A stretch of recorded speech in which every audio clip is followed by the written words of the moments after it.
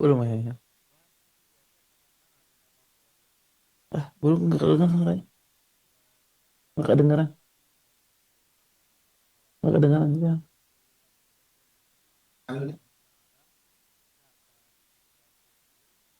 Afwan, nggak kedengeran suaranya.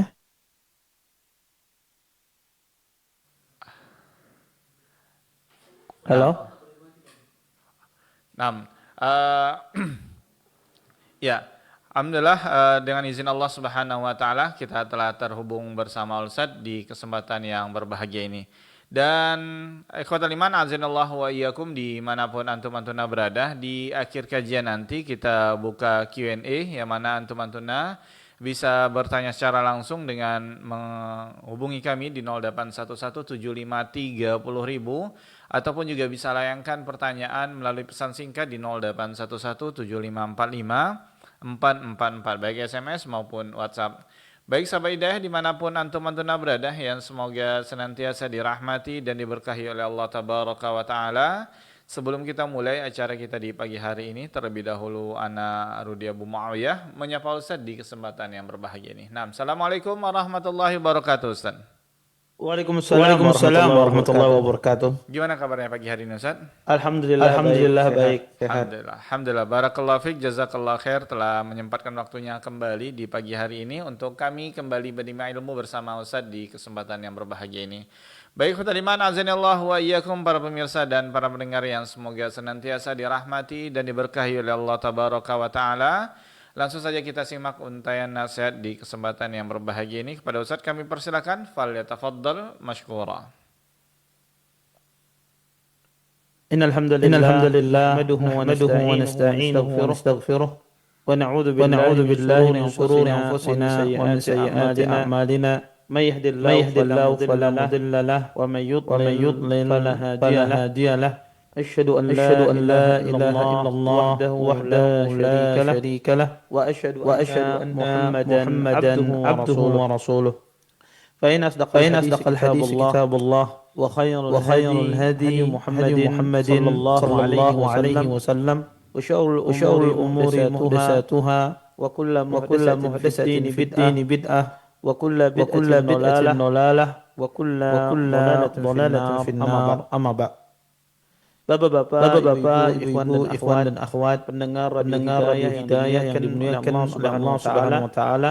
Alhamdulillah, segala Alhamdulillah, puji segala bagi puji Allah bagi Allah Subhanahu wa Subhanahu taala wa taala dengan dengan limpahan nikmat yang limpahan begitu nikmat yang begitu besar. besar. Di antaranya Di nikmat antaranya nikmat iman, iman, nikmat nikmat Islam, Islam, nikmat nikmat kesehatan, kesehatan, sehingga kita sehingga kita semua semua diberikan diberikan kemudahan oleh kemudahan Allah oleh Allah Subhanahu wa taala Subhanahu wa taala untuk bisa untuk bisa berhadir di berhadir majelis di majelis ilmu. ilmu. Mudah-mudahan apa yang Mudah-mudahan kita apa yang kita pelajari, apa yang kita pelajari, apa yang tuntut kita tuntut pada pada pagi hari pagi ini hari mendatangkan ini mendatangkan keberkahan dari keberkahan Allah dari Subhanahu Allah wa taala. Subhanahu wa taala. Dan kita Dan kita semua bisa semua mengambil bisa mengambil manfaat manfaat dari dari apa yang apa akan yang akan disampaikan disampaikan nantinya. nantinya. Bapak Ibu, Bapak ikhwan Ibu, dan ikhwan akhwat dan yang akhwat yang dimuliakan oleh dimuliakan Allah oleh Subhanahu Allah wa taala, Subhanahu wa taala, kita lanjutkan kita kajian lanjutkan kajian kita kita tentang syarah tentang kitab syarah Bulughul kitab Maram. Bulughul Maram.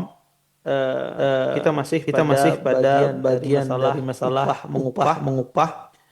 Kita masuk pada Kita masuk pada pembahasan hukum pembahasan upah hukum dari upah dari mengajarkan mengajarkan kitabullah. kitabullah. Wa an Ibnu Wa Ibn Abbas Abbas radhiyallahu taala radhiyallahu anhuma taala anhuma anna أن Rasulullah رسول الله sallallahu صلى alaihi الله عليه wasallam qala وسلم قال inna إن ahaqqa ma أحق ما akhadtum أخذتم alaihi عليه ajran أجرا kitabullah. كتاب الله Akhrajahu أخرجه al-Bukhari. البخاري. Dari Ibnu Dari Ibn Abbas Abbas radhiyallahu taala radhiyallahu anhu taala anhu bahwasanya Rasul bahwasanya Rasul sallallahu alaihi sallallahu wasallam alaihi pernah wasallam bersabda, pernah bersabda, sesungguhnya sesungguhnya upah yang paling upah yang berhak paling berhak engkau engkau ambil adalah ambil upah adalah upah dari dari mengajarkan mengajarkan kitabullah. kitabullah.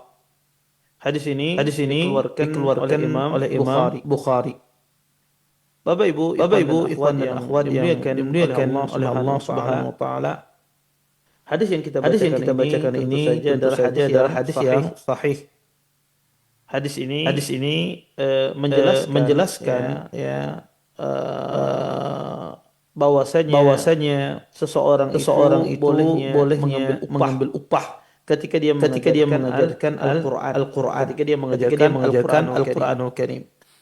Dari sini Dari sini terjadi khilaf di kalangan di para kalangan ulama para ulama rahimahullahu rahimahullahu taala taala tentang masalah mengambil upah ketika ketika seseorang seseorang itu berkecimpung di dalam dalam masalah masalah agama. seperti Seperti misalnya misalnya seorang seorang dai yang dai yang mengajarkan mengajarkan ilmu ilmu, kemudian dia meminta kemudian dia upah, meminta upah, meminta bayaran, meminta bayaran, atau atau seorang yang seorang yang qari qari ahli ahli Quran Quran mengajarkan mengajarkan Al-Quran Al-Quran, kemudian dia meminta kemudian dia upah, meminta meminta upah, bayaran. meminta bayaran. Apa Apa hukumnya? Boleh hukumnya? tidak Boleh di dalam tidak di Islam? dalam Islam? Atau Atau seorang guru seorang yang guru mengajarkan yang ilmu mengajarkan ilmu agama, agama, mengajarkan mengajarkan tafsir, tafsir, mengajarkan mengajarkan hadis, mengajarkan Quran, Quran, mengajarkan mengajarkan bahasa Arab dan bahasa Arab dan seterusnya, seterusnya. kemudian dia meminta Kemudian dia upah. meminta upah. Apakah boleh di Apakah dalam boleh Islam di dalam seperti Islam itu? seperti itu? Terjadi khilaf di Terjadi kalangan khilaf para di kalangan ulama para ulama rahimahumullahu taala rahimahumullahu dalam taala masalah dalam ini. masalah ini. Setelah Setelah mereka sepakat sepakat bahwasanya kalau kalau seandainya seandainya orang tersebut orang tersebut tidak meminta tidak meminta upah, upah diberi orang, ya, kalau ya, kalau seandainya seandainya ada orang ada orang mengajar, mengajar, kemudian dia tidak kemudian meminta dia tidak upah, meminta upah, dia tidak dia mematok tidak harga, mematok tapi harga, dia diberi tapi dia orang diberi tanpa orang dia pernah tanpa dia pernah memintanya. memintanya. Maka ulama Maka sepakat ulama ini boleh. sepakat ini boleh. Ini boleh dia Ini menerima. boleh dia menerima. Baik Baik pendapat nanti yang pendapat nanti yang membolehkan membolehkan atau yang yang tidak tidak membolehkan. membolehkan. Ulama sepakat. Bosnya boleh. Contoh Bosnya boleh. misalnya Contoh ada misalnya seseorang ada seseorang guru guru Quran Quran ngajari anak Anda anak baca Anda Quran. baca Quran. Kemudian dia tidak Kemudian pernah dia tidak meminta pernah bayaran, meminta tapi Anda bayaran, kasih. tapi Anda kasih. Ya Anda kasih. Ya, Dan Anda dia kasih tidak dan pernah dia tidak pernah meminta. Maka Maka ulama sepakat. Yang kedua, Yang kedua, ulama juga sepakat kalau seandainya, ada orang digaji dari Baitul Mal. Ya, dia Ya, misalnya, dia misalnya jadi imam di masjid, kemudian ada diambilkan gajinya dari, dan dia tidak meminta, tapi dia digaji dari atau pemerintah yang merekrutnya, kemudian digaji dari Baitul Mal. Maka ini juga ulama sepakat, atau digaji dari sebuah yayasan. Ya, maka ulama sepakat ini boleh, tidak masalah. Yang jadi masalah adalah seseorang ketika dia mengajarkan Al-Quran, atau mengisi ceramah, atau seseorang jadi muadzin misalnya, kemudian dia meminta bayaran dan dia menentukan harganya. Misalnya kalau saya ceramah saya mau dikasih sekian juta misalnya. Kalau saya muadzin saya mau digaji sekian juta tiap bulan. Kalau saya seorang guru saya mau digaji sekian juta tiap bulan. Apa hukumnya ini? Boleh apa tidak dalam Islam? Ada dua pendapat atau ada tiga pendapat di kalangan para ulama dalam masalah ini. Pendapat yang pertama adalah pendapat yang tidak membolehkan meminta upah dalam mengajar, menentukan upah di dalam mengajar yang berkaitan dengan agama. Kenapa? Karena kalau kita perhatikan perkataan para nabi-nabi, ya, seperti Nabi Lut alaihi salam, apa beliau kan? Beliau katakan kepada kaumnya, "Wa ma as'alukum alaihi min ajrin, in ajriya illa ala rabbil alamin." Wahai kaumku, sesungguhnya aku tidak meminta kepada kalian upah. Sesungguhnya upahku datang dari Allah Rabbul Alamin. Hal yang serupa juga dikatakan oleh Nabi Hud alaihi salam. Beliau mengatakan, "Ya qaumi la as'alukum alaihi ajra, in ajriya illa 'alal ladzi fatarani." Wahai kaumku, aku tidak meminta upah terhadap kalian. Sesungguhnya upahku hanyalah Tuhan, ya Rabb, yang telah menciptakanku. Ayat-ayat ini menegaskan bahwasanya eh, para nabi-nabi itu mereka tidak meminta upah dalam kerja dakwah mereka. Mengajarkan ilmu, baik itu mengajarkan membaca Al-Quran, menyampaikan ilmu agama, itu bagian dari pekerjaan para nabi-nabi. Tugas dari para nabi-nabi. Sebagaimana nabi-nabi tidak meminta upah, maka orang yang mengajarkan ilmu agama ini pun juga dia tidak boleh meminta upah. Ya, berdasarkan ayat-ayat ini. Kenapa? Karena adanya kesamaan dari sisi profesi, yaitu profesi para nabi. Mereka diangkat menjadi nabi, menyampaikan dakwah, menyampaikan agama, menunjukkan perkara yang baik, yang mencegah perkara yang mungkar, ya, menjelaskan mana yang batil, mana yang benar, menjelaskan mana yang sunnah, mana yang tidak sunnah. Itu tugas para nabi. Mengeluarkan manusia dari kekufuran, dari kezaliman, menuju, ya, hidayah Allah subhanahu wa ta'ala. Maka dai pun tugasnya demikian. Sama dengan tugas para nabi. Dai mencerahkan, memahamkan manusia, mengajarkan manusia yang baik, memperkenalkan manusia tentang Allah Rabbul Alamin, menjelaskan kepada manusia mana yang baik, mana yang salah, mana yang batil. ya, menjelaskan kepada manusia mana yang sunnah, mana yang tidak sunnah. Itulah tugas para dai, sama seperti tugasnya para nabi, dan itu juga tugas para guru yang mengajarkan agama. Sebagaimana para nabi dan rasul dilarang oleh Allah di dalam Al-Quran mengambil upah, menentukan upah, maka para dai pun juga dilarang dia mengambil upah. Yang kedua, dalil yang kedua, pendapat pertama ini tentang larangnya mengambil upah. Dalil mereka kedua, sejatinya mengambil upah itu adalah kata mereka menafikan atau meniadakan keikhlasan kepada Allah Subhanahu wa taala. Ya, orang kalau dia mengambil upah, maka sejatinya dia sekarang mengajari orang bukan karena Allah, tapi karena uang, karena duit yang disiapkan. Ya, maka kata mereka orang yang mencari ma'isyah, mencari kehidupan dari dengan dunia dakwah, maka ini menafikan kata mereka meniadakan keikhlasan kepada Allah Subhanahu wa taala. Oleh karena itu mereka melarang seseorang itu mengambil upah dalam masalah mengajarkan ilmu agama, khususnya dalam menentukan bilangannya atau meminta upah tersebut. Ini pendapat yang pertama. Pendapat yang kedua adalah kelompok yang membolehkan mengambil upah dan menentukan upah dalam mengajarkan agama secara mutlak. Kelompok ini mereka berdalil dengan banyak dalil tentunya. Salah satu dalil yang digunakan adalah hadis Abdullah bin Abbas yang kita bacakan ini. Bahwasanya Rasulullah sallallahu alaihi wasallam mengatakan, kata Nabi sallallahu alaihi wasallam, inna ahaqqa ma akhadtum alaihi ajran kitabullah. Sesungguhnya upah yang paling berhak engkau ambil adalah upah dari mengajarkan kitabullah. Bahkan Imam Nawawi mengatakan sebaik-baik upah itu adalah upah dari mengajarkan ilmu agama. Dan mereka juga berdalil dengan hadis Abu Sa'id Al-Khudri radhiyallahu taala anhu. Pada saat itu sekelompok sahabat datang di sebuah tempat, di sebuah perdesaan, di sebuah kampung. Tetapi subhanallah rombongan sahabat ini tidak dijamu di pedesaan tersebut. Tidak dijamu. Dibiarkan begitu saja. Dan qadarullah, kepala suku dari kaum tersebut, dari desa tersebut, digigit binatang berbisa. Kemudian salah satu di antara mereka, dari orang desa tersebut, kata mereka, kita, siapa tahu ya, tamu kita yang datang itu, kata mereka, bisa menyembuhkan. Kita tawarkan kepada mereka, siapa tahu di antara mereka bisa menyembuhkan kepala suku kita. Ketika itu sahabat sudah mau pulang, mau berangkat, mau balik. Ternyata mereka ngejar sahabat. Kemudian mereka berkata kepada para sahabat, adakah di antara kalian yang bisa mengobati orang yang terkena penyakit binatang berbisa? Maka para sahabat pun mengatakan, iya. Kata sahabat, di antara kami ada ya, yang ya, mengobati ya yang terkena penyakit binatang berbisa. Kata sahabat ada. Ya, kami bisa. Tetapi kata sahabat, kami bersyarat.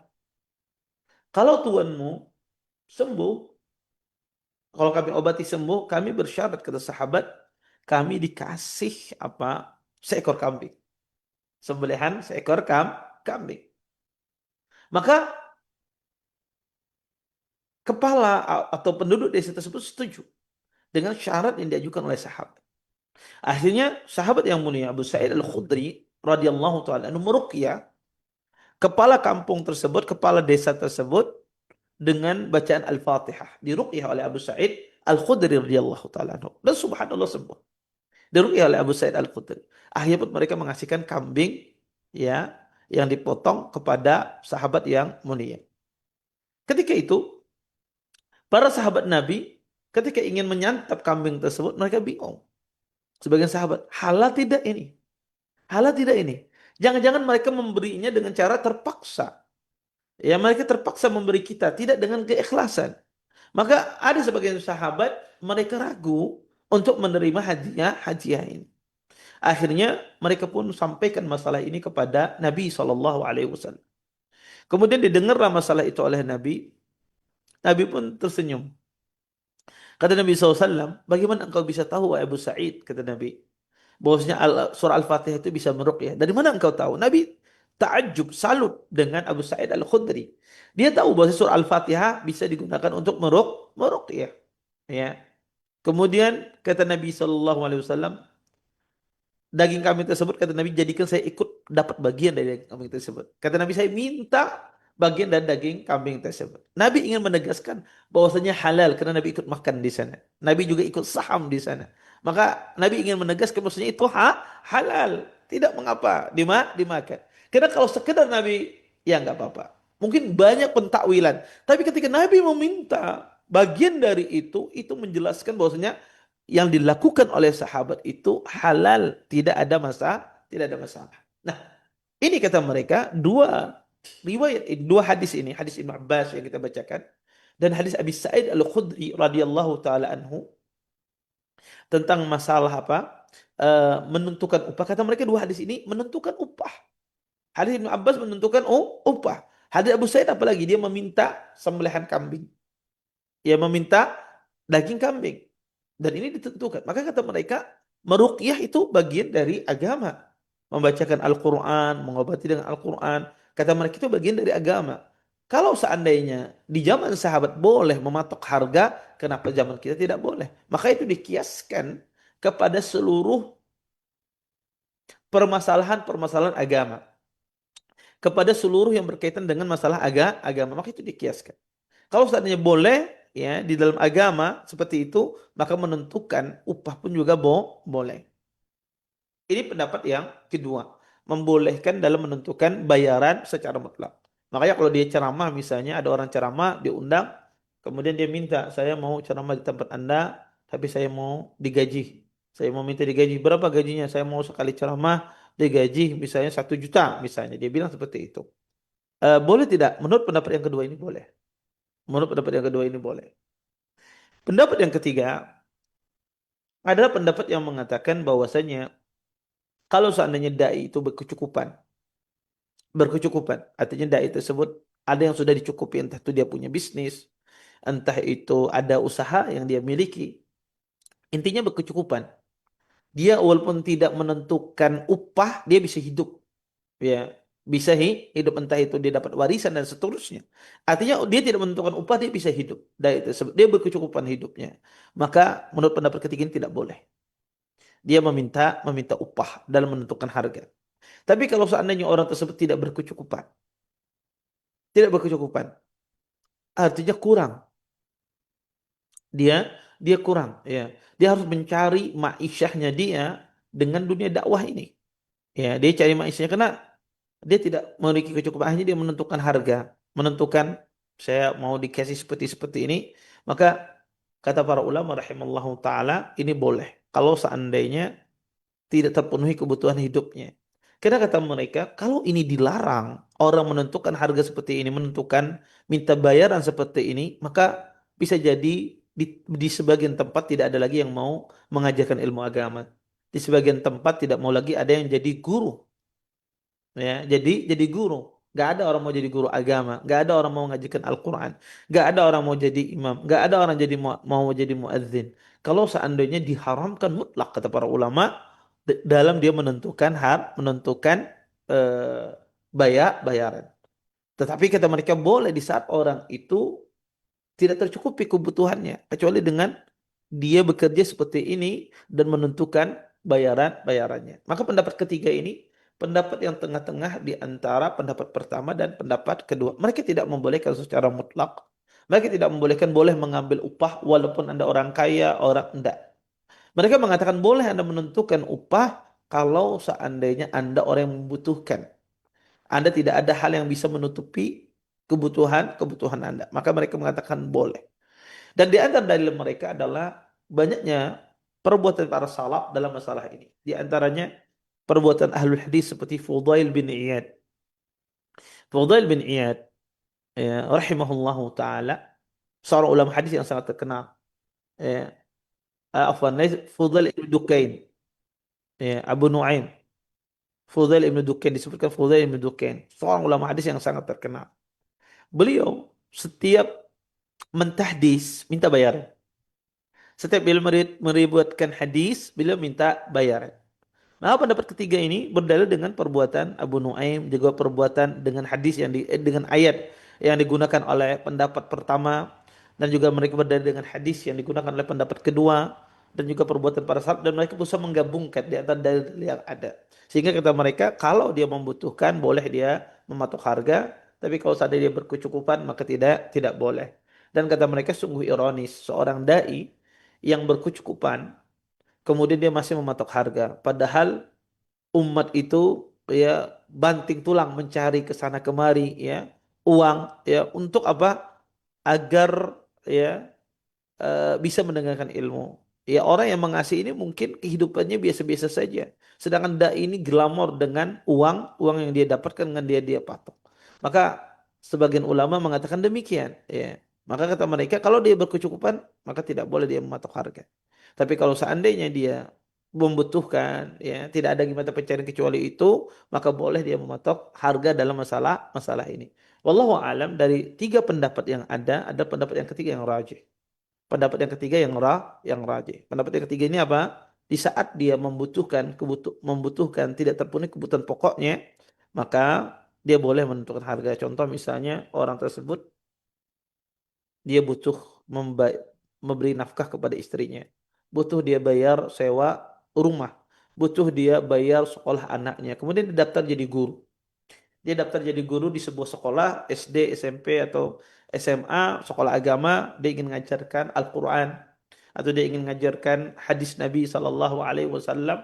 Kemudian dia minta di sekolah tersebut, saya mau bergabung dengan sekolah Anda tapi dengan syarat saya eh, digajinya 3 juta atau sesuai UMR misalnya. Dia minta demikian kepada pihak penyelenggara pendidikan tersebut. Dia minta.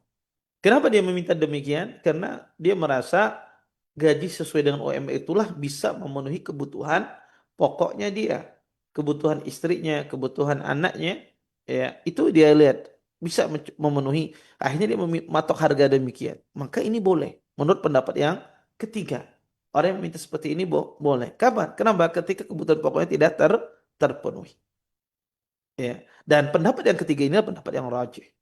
Ya, pendapat yang rajih di antara semua pendapat yang ada. Dan sekali lagi saya katakan, kalau seandainya dai itu tidak meminta sesuatu apapun, tapi dikasih orang, ya seorang ustadz tersebut dikasih orang, seorang pengajar tersebut dikasih orang, tanpa dia meminta, maka ulama sepakat itu boleh. Ya, itu boleh bahkan ya itu sesuatu yang taib. Ya, Nabi tidak pernah menolak hadiah. Ya. Bapak Ibu ikhwan dan akhwat yang dimuliakan oleh Allah Subhanahu wa taala, ada beberapa faidah ya yang bisa kita ambil dari hadis yang mulia ini. Faidah yang pertama adalah ya para ulama mengatakan boleh mengambil upah dari mengajarkan kitabullah, yaitu dari mengajarkan Al-Qur'anul Karim. Syekh Utsaimin rahimahullahu taala belum menjelaskan mengambil upah dari mengajarkan Al-Qur'an. Kata beliau ada tiga macam. Ada tiga bentuk. Yang pertama, mengambil upah dari membacakan Al-Quran. Yang kedua, mengambil upah dari mengajarkan Al-Quran.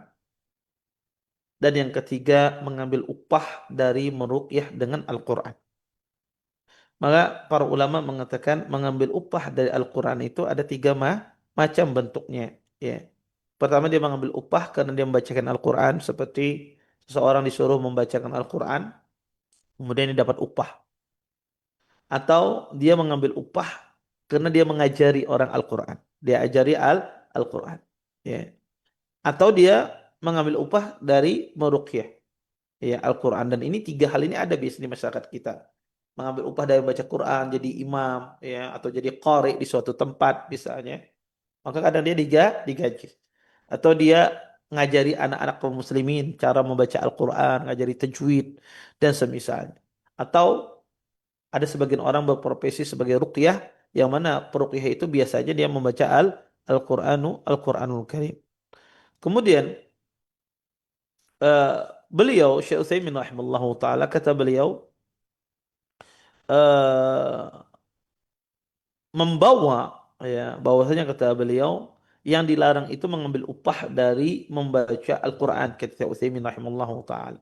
Dan inilah maksud dari hadis Nabi SAW, man akhadha ala ta'limil Quran qausan qalladallahu qausan min nari yaumal qiyamah. Kata Nabi SAW, barang siapa mengambil sebuah busur sebagai upah dari mengajarkan Al-Quran, niscaya Allah akan menggalungkan busur dari api neraka pada hari hari kiamat. Ya. Dalam sebagian riwayat, Nabi SAW pernah bersabda, kata beliau, ta'allamul Quran wasalullah bihi al-jannah qabla an yata'allamahu qaumun yas'aluna bihi dunya. فإن القرآن يتعلمه الثلاث رجل يباهي به ورجل يستأكل به ورجل يقرأه لله. Kata Nabi SAW, pelajarilah Al-Quran dan mintalah surga kepada Allah Azza wa Jal sebagai balasannya. Sebelum datang suatu kaum yang mempelajarinya dan meminta materi dunia sebagai imbalannya. Sesungguhnya ada 3 jenis orang yang mempelajari Al-Quran. Yang pertama, orang yang mempelajarinya dengan tujuan membanggakan diri dengannya. Yang kedua, orang yang mempelajarinya untuk mencari makan. Dan yang ketiga, orang yang mempelajarinya karena Allah semata. Maka kata Syekh Utsaimin rahimallahu taala, larangan di dalam banyak hadis itu ditujukan pada model yang pertama, mengambil upah dari membaca Al-Quranul Karim. Ya. Eh, Kata beliau seperti yang dilakukan sebagian orang disewa untuk membacakan Al-Quran, ya, atau membacakan Quran untuk sebuah kegiatan tertentu dan semisalnya. Wallahu alam, ya. Sebagaimana yang kita katakan tadi, bahwasanya eh, boleh mengambil upah itu, menentukan upah tersebut dengan kondisi yang kita sebutkan tadi, bahwasanya dia membutuhkan karena kebutuhan pokoknya tidak terpenuhi, maka ini insya Allah tidak mengapa. Ya.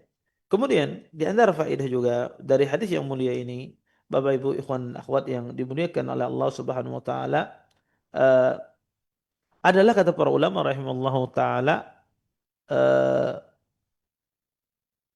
Al-Qur'an, penetapan bahwasanya Al-Qur'an itu adalah kitabullah. Makanya kata Nabi, inna ahqaba akhadtum alai ajr kitabullah. Upah yang paling besar engkau ambil adalah upah kitabullah. Maka kata para ulama bahwasanya Al-Quran, ya, penetapan Al-Quran itu adalah kitabullah. Bahkan di antara nama Al-Quran itu adalah Al-Kitab. Allah katakan, Alif Lam Mim, dzalikal kitabu la raiba fih. Kata Allah, Alif Lam Mim, sesungguhnya kitab itu tidak ada keraguan baginya. Maka di antara nama Al-Quran itu Al-Kitab. Ya. Ya, bahwasanya kitab yang Allah turunkan. Dan hadis ini menegaskan makna itu. Kemudian, di antara faedah juga dari hadis yang mulia ini,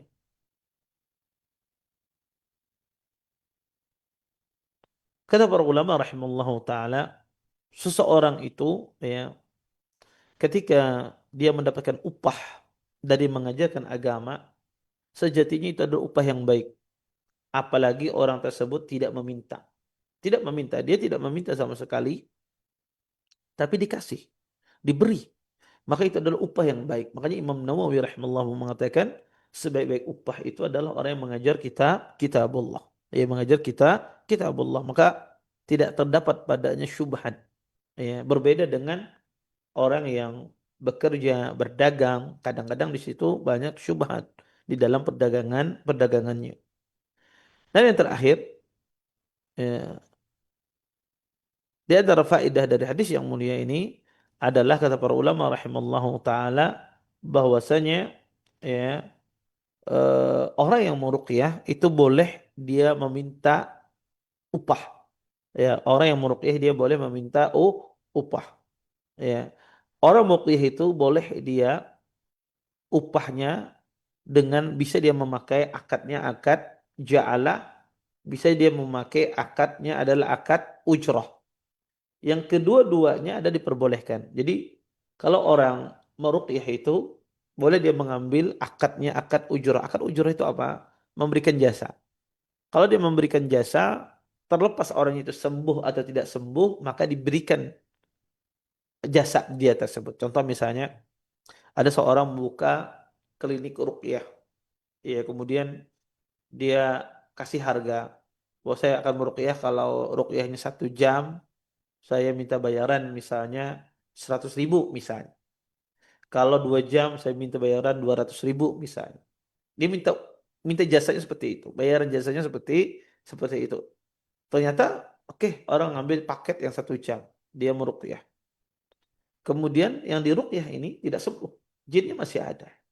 Apakah kita boleh tidak mengasihi orang yang membacakan Quran tadi, dia sudah bacakan 1 jam, ternyata jinnya tidak keluar, misalnya. Maka boleh nggak kita tidak mengasihi? Jawabannya tidak boleh, karena Anda pakai akadnya ujrah. Akad ujrah, akad jewa jasa. Terlepas dia berhasil atau tidak berhasil, maka wajib kita kasih. Yang kedua, bisa kita menggunakan akad ja'alah dalam meruqyah ini. Akad ja'alah. Akad ja'alah itu seperti akad sayembara seperti ini. Kalau kamu berhasil, saya kasih. Kalau kamu tidak berhasil, saya tidak kasih uang. Nah, ini ja'alah namanya.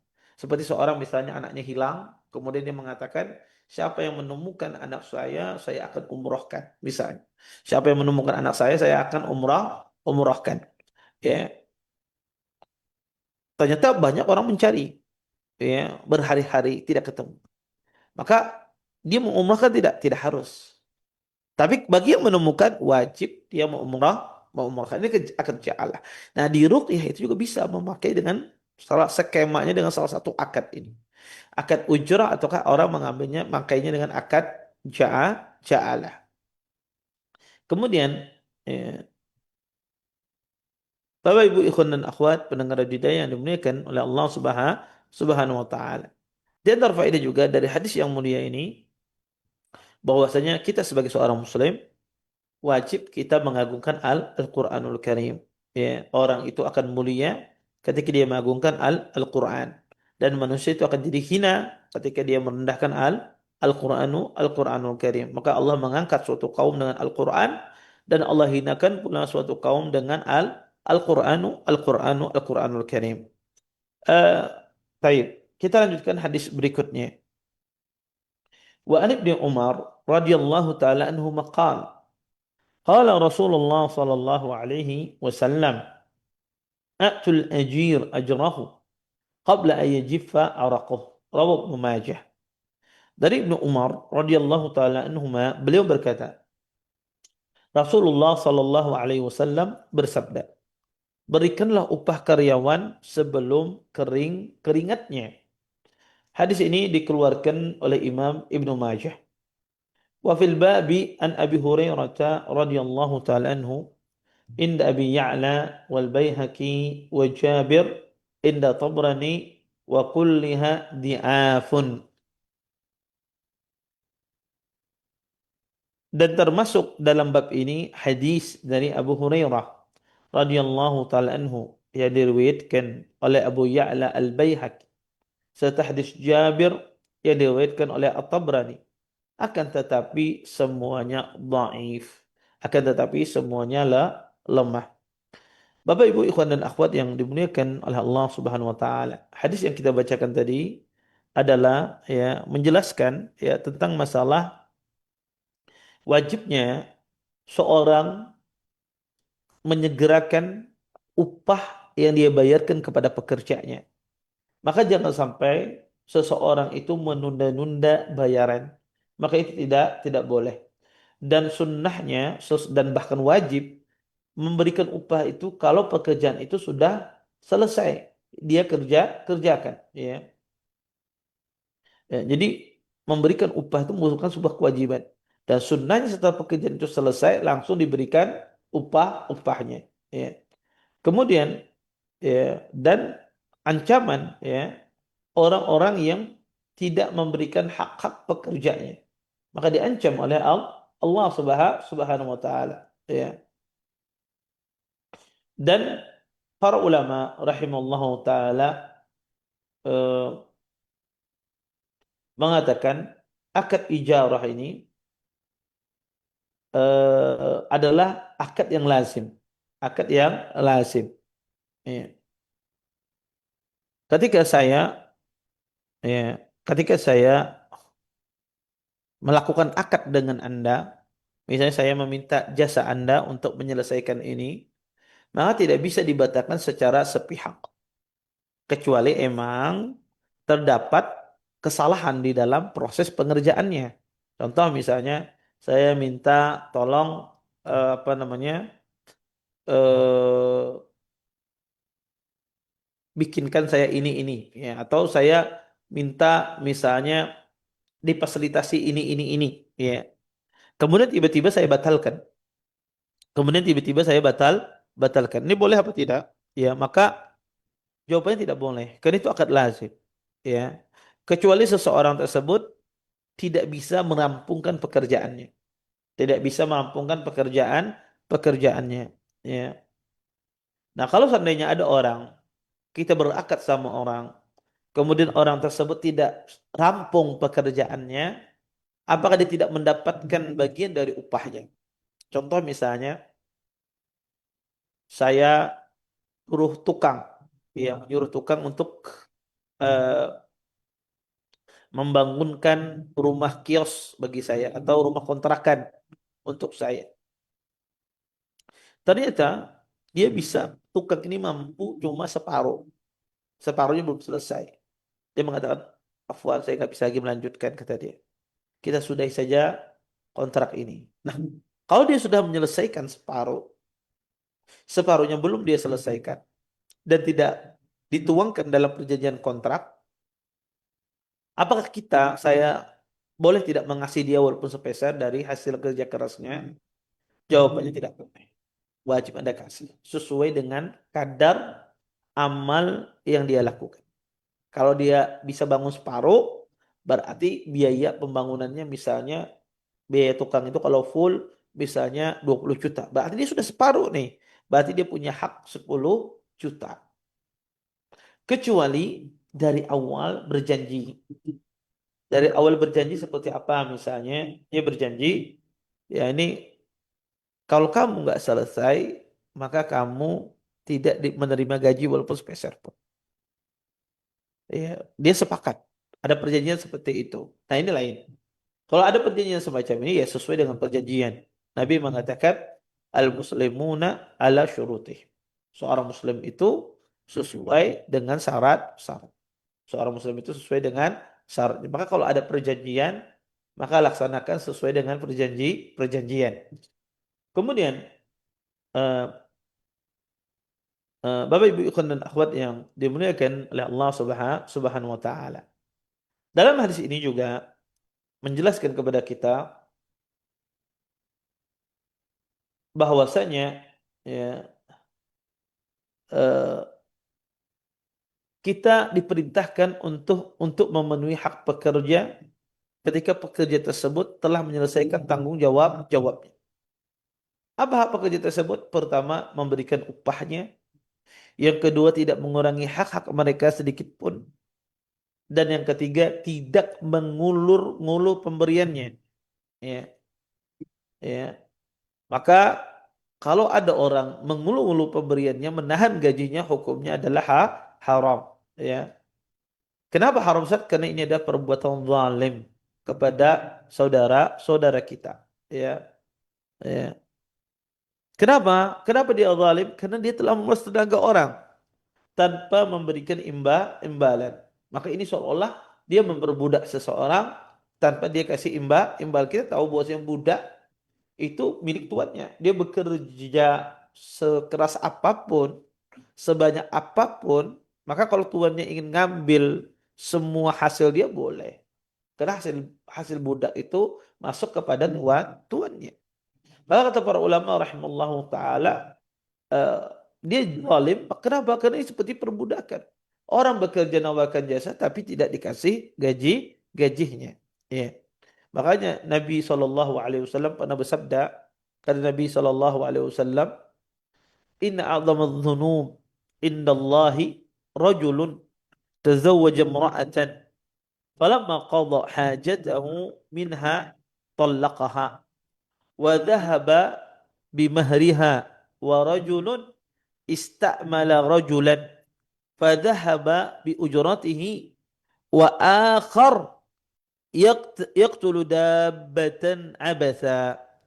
Kata Nabi sallallahu alaihi wasallam, sesungguhnya seberberat dosa di sisi Allah Subhanahu wa taala adalah dosa seorang laki-laki yang menikahi wanita. Lalu setelah dia menunaikan hajatnya kepadanya, dia mentalaknya dan membawa pergi maharnya. Dan seorang yang kedua kata Nabi, seseorang yang telah mempekerjakan orang lain lalu membawa lari upahnya, sedangkan yang lainnya adalah orang yang membunuh binatang secara sia-sia. Maka kata Nabi SAW, dosa yang paling besar atau dosa yang berat di sisi Allah, kata Nabi, disebutkan oleh Nabi, pertama kata Nabi, orang menikahi wanita. Dia nikahi wanita, kemudian setelah itu dia talak wanita tersebut, kemudian maharnya dia bawa lari. Kita tahu mahar itu milik siapa? Milik wanita.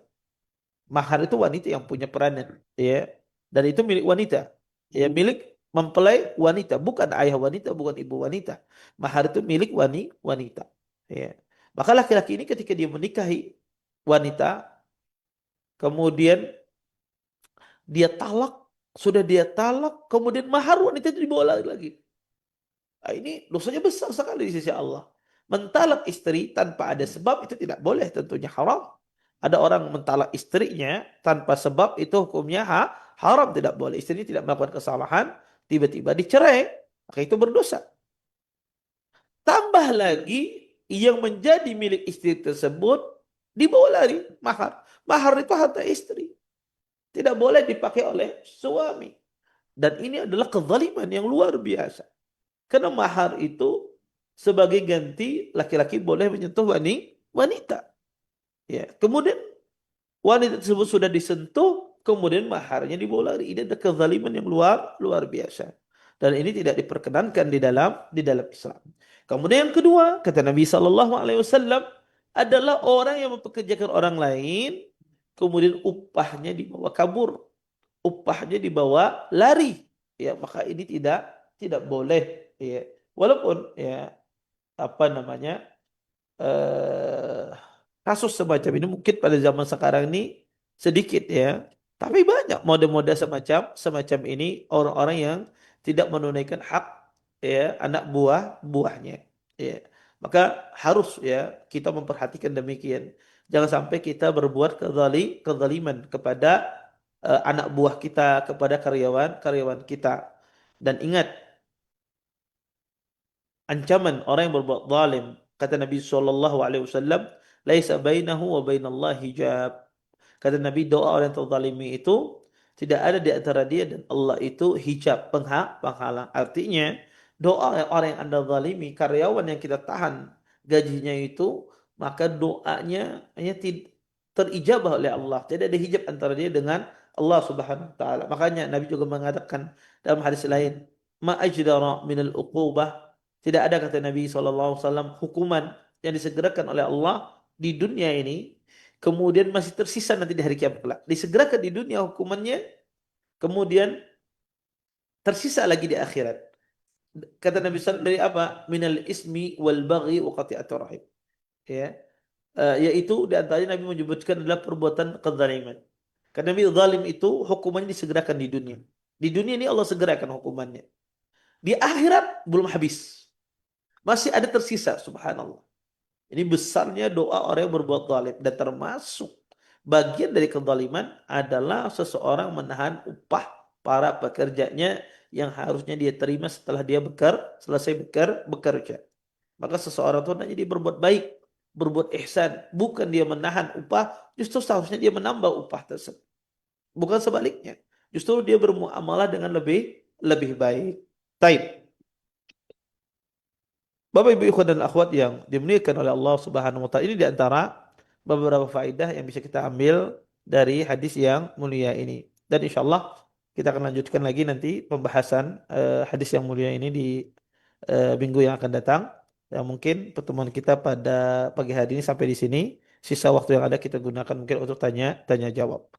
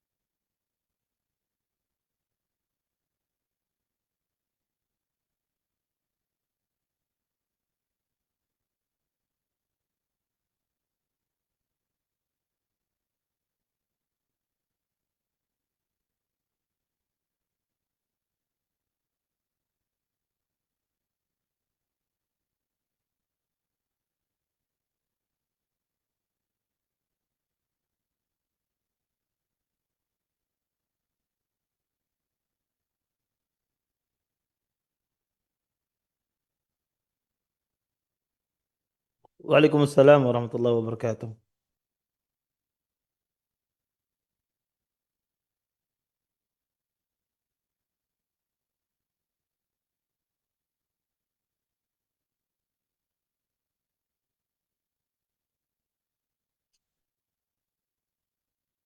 Jazakumullah khair atas pertanyaannya.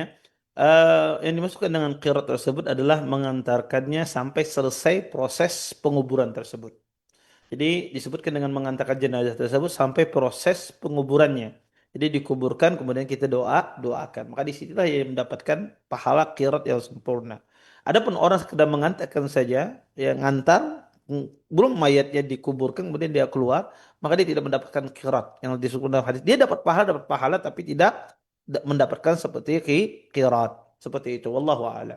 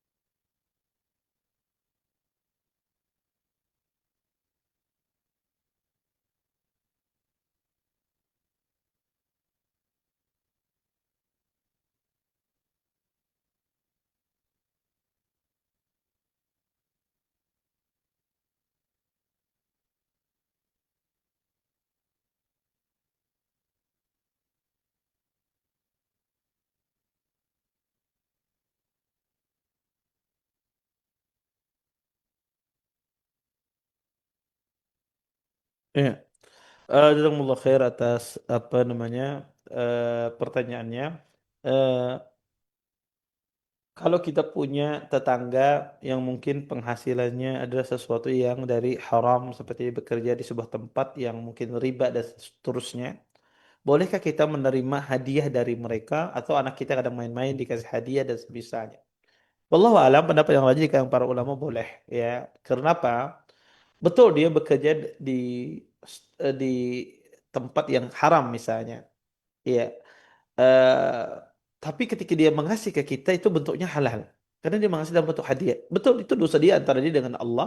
Tetapi ketika dia mengasih kepada kita adalah sesuatu yang halal. Maka karena hadiah itu halal. Ya, adapun dia cara dia memperolehnya itu dia yang salah. Dia yang haram. Nah, lain asalnya itu emang haram. Misalnya dia mencuri dan kita tahu itu harta curian, kasihkan ke kita ini yang tidak boleh. Atau harta misalnya nyolong punya orang, kemudian kita tahu itu hasil colongan dikasihkan kepada kita, itu nggak boleh kita tahu. Tapi kalau misalnya dia harta dapat dari hasil riba, dari apa macam, pendapat yang rajih kalau para ulama, kalau diberikan kepada kita dalam bentuk hadiah, maka insya Allah tidak mengapa kita menerimanya. Wallahu a'lam.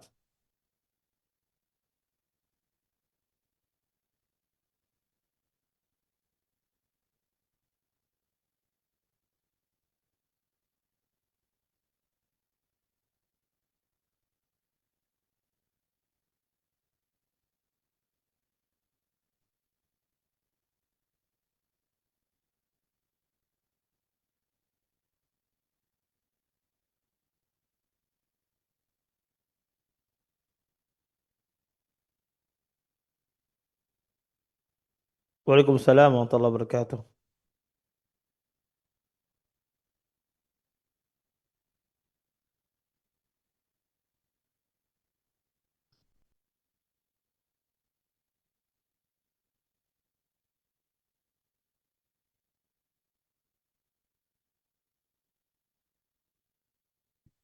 Ya.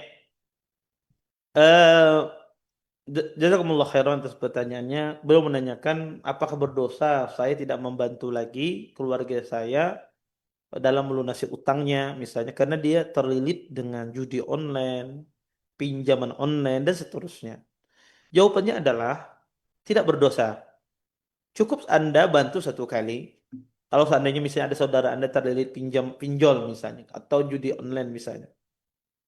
Dia terlilit pinjaman utang yang begitu begitu banyak misalnya. Kemudian Anda ingin melunasi, kemudian Anda menyuruh dia bertobat. Oke, saya lunasi, tapi kamu saatnya bertaubat ya. Kamu bertaubat ya. Kalau kamu tidak bertaubat, saya tidak mau. Kata dia, oke, Anda lunasi utangnya. Ternyata dia tidak bertaubat kepada Allah. Maka apakah kita bantu lagi? Tidak. Sudah. Anda cukup nasihati saja. Saya tidak mau membantu lagi yang kedua kali. Karena Muslim tidak ter, apa namanya terjerumus pada lubang dua kali. Tidak terjatuh pada lubang yang sama dua kali. Maka kalau sudah satu kali kita ingatkan, kita nasihati, dia tidak mau, maka yang kedua kali tidak perlu kita bantu. Tapi cukup kita ingatkan, kita nasihati saja. Adapun masalah utangnya jangan. Kenapa? Karena kalau Anda bantu terus, ya dia akan dengan melakukan pola yang sama. Berjudi lagi, pinjol lagi, tidak berhenti. Maka salah satu efek jerahnya adalah jangan dibantu. Dan Anda tidak berdosa. Ya tidak berdosa. Kenapa? Karena yang dia lakukan itu adalah sesuatu yang haram. Justru Anda tidak membantu, bisa jadi itu mendatangkan pahala bagi Anda. Karena bisa jadi karena orang tidak ada lagi yang membantu, dia bertaubat kepada Allah Subhanahu wa taala. Wallahu a'lam.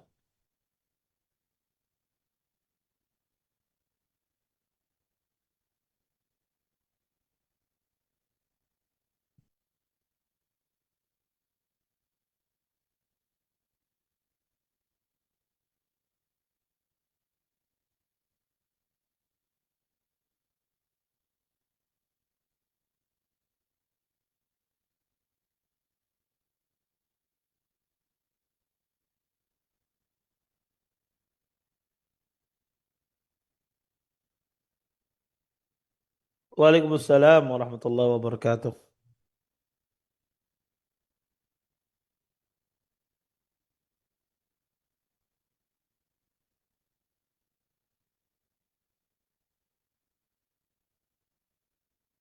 Baik. Mandi di hari Jumat itu sudah diwakili setelah masuk fajar. Misalnya setelah masuk waktu sholat subuh, Anda mandi misalnya. Niatnya apa? Mandi di hari Jumat untuk mandi wajib, untuk mandi menyambut sholat Jumat. Itu sudah cukup. Mandi pagi hari sudah cukup. Yang penting Anda berniat. Niatnya untuk mandi Jumat itu sudah mewakili. Ya sudah mewakili. Tapi dengan syarat apa? Ketika dimulai dari masuk waktu subuh Jumat. Kalau Anda mandi di waktu itu, maka itu sudah mewakili untuk mandi di hari Jumatnya. Sehingga kalau Anda tidak mandi lagi, ya tidak mengapa. Wallahu a'lam.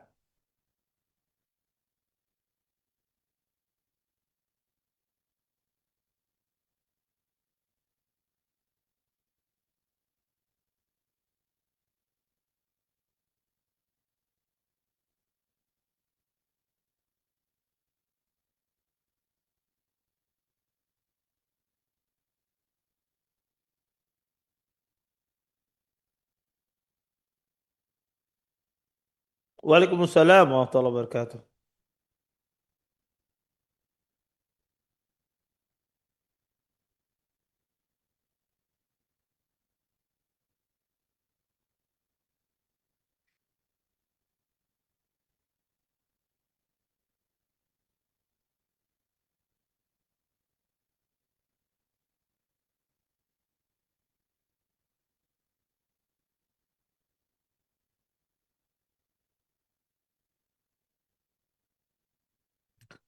Bisa diulang sedikit pertanyaannya tadi agak terputus sedikit.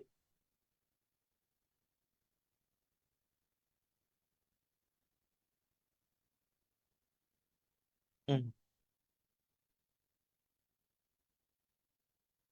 iya. Hadis apa tadi yang dia sebutkan tadi itu yang saya dengar?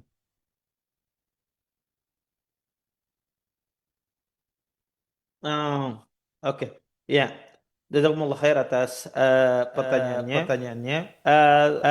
Masalah bagaimana hukumnya seseorang tersentuh wanita tidak sengaja ketika dalam muamalah jual beli misalnya atau jalan tersenggol wanita dan seterusnya. Bagaimana hukumnya di dalam Islam? Tentu orang yang tidak sengaja, ya, maka itu tidak kena hukum, ya, tidak kena hukum. Nabi mengatakan rufi'at al-khata, ya. Sesungguhnya diangkat dari umatku ini dosa akibat khata, sesuatu yang tidak sengaja. Maka segala sesuatu tidak sengaja itu dia tidak kena hukum, tidak kena dosa. Seperti itu pula ketika kita misalnya bersentuhan dengan wanita tanpa kita inginkan. Ya, kita tidak menginginkan tersentuh misalnya. Maka itu berdosa.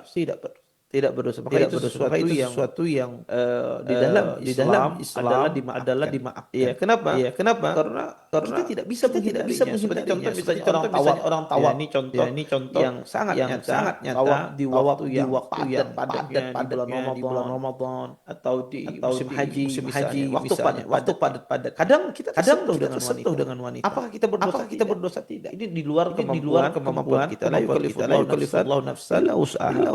Allah tidak membebani seseorang kecuali sesuai dengan kemampuannya. Wallahu a'lam. Nah, terima kasih jawaban dan nasihat dari Ustaz. Mudah-mudahan dapat dipahami oleh Bapak ya yang berada di SM Yamin ya. Baik. Masih ada waktu kita 2 menit lagi. Baik Ustaz, kita coba angkat kembali penelpon. Ini datang dari via WhatsApp. Halo, Assalamualaikum. Waalaikumsalam warahmatullahi wabarakatuh. Dari siapa di mana Bapak? Dengan Oko di Kuala. Bapak Oko, silakan dengan pertanyaannya. Iya, ini mengenai arisan, Ustaz. Arisan. Ini kan, kita jadi sebagai admin misalnya. Kemudian kita tidak mengajukan akad, bahwasannya pinjam arisan ini tidak ada uang administrasi gitu. Cuman setelah anggota itu mendapatkan arisannya, kemudian mereka tanpa kita minta itu memberikan semacam hadiah lah untuk bentuk terima kasih. Apakah uang ini halal, Ustaz? Baik. Demikian terima kasih jawabannya ya. Syukran. Assalamualaikum. Waalaikumsalam warahmatullahi wabarakatuh. Nah, mungkin bisa di Baik, mengenai arisan Ustaz. Mengenai arisan, yakni beliau sebagai admin dari awal akadnya tidak meminta upah. Namun ketika para peserta arisan tersebut menerima bagian dari yang sudah disepakati, tiba-tiba dari peserta itu memberikan hadiah. Kata beliau, itu bagaimana Ustaz hukumnya? Nah. Oke, jazakumullah khairan atas pertanyaannya. Beliau sebagai admin sebetulnya dari awal akadnya tidak diberikan upah, tetapi para peserta arisan yang memberikan hadiah cuma kepada beliau. Boleh tidak? Jawabnya boleh. Tidak ada masalah. Karena pertama dia bukan orang arisan tersebut. Kemudian orang berarisan sukarela mengasih dia hadiah. Makanya tidak ada masalah dan ini halal. Tidak mengapa insyaallah. Wallahu a'lam. Kalau beliau ikut juga dalam arisan tersebut, Ustaz, diangkat sebagai admin itu bagaimana, Ustaz?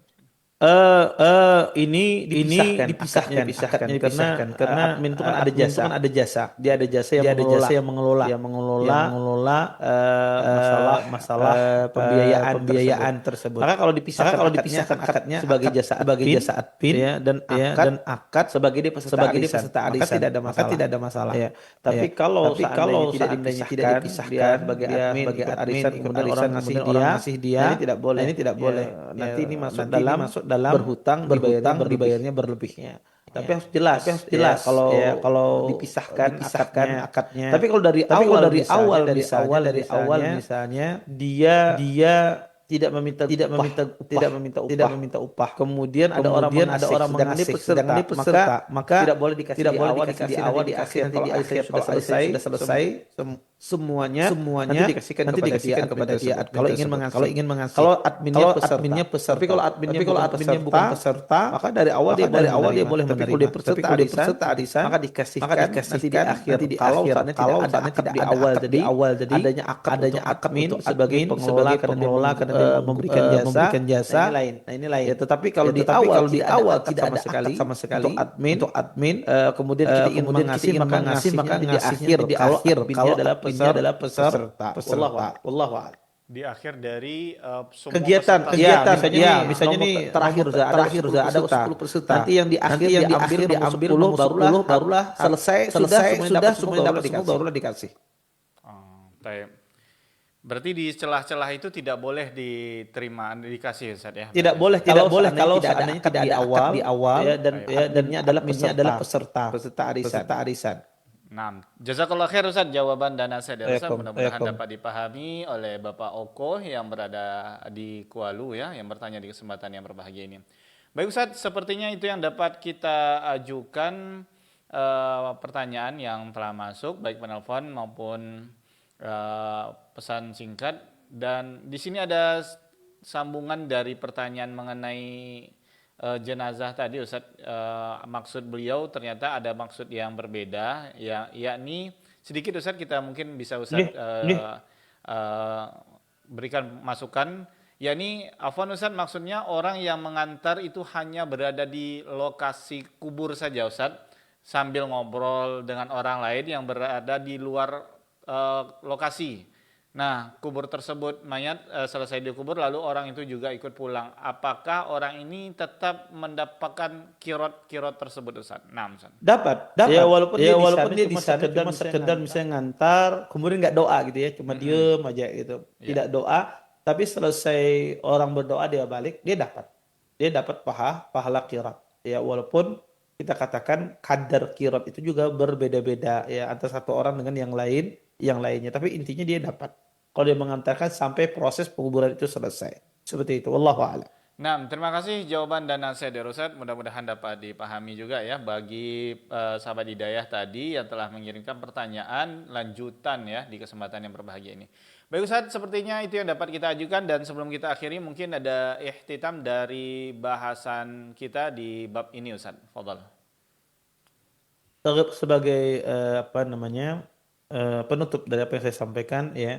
Tadi kita mempelajari tentang masalah upah ya, bagaimana upah itu hendaknya disegerakan, dan juga kita menjelaskan tadi juga bagaimana layaknya seorang pengajar ilmu agama, hendaknya dia tidak mematok harga kecuali tidak mematok biaya kecuali dia tidak ada yang mencukupi kebutuhan pokoknya. Disinilah diperbolehkan, dan mudah-mudahan hal ini terhindar dari kehidupan kita sehingga apa yang masuk di dalam perut kita adalah sesuatu yang Allah halalkan.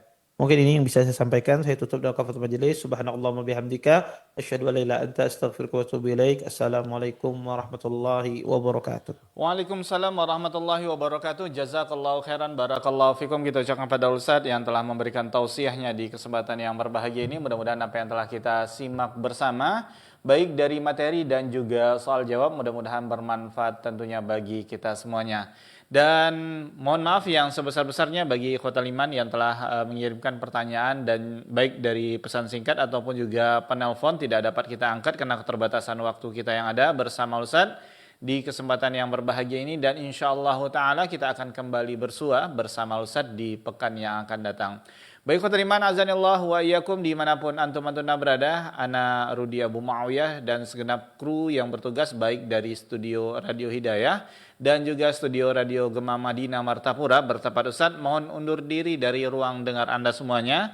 Mohon maaf atas khilafan dan kalfan kami baik menemani Anda semuanya di kesempatan yang berbahagia ini. Kita tutup dengan doa kafaratul majelis. Subhanakallahumma wa bihamdika asyhadu an la ilaha illa anta astaghfiruka wa atubu ilaik. Assalamualaikum warahmatullahi wabarakatuh. Rasulullah sallallahu alaihi wasallam bersabda, "Mathalu ma ba'athani Allahu bihi minal huda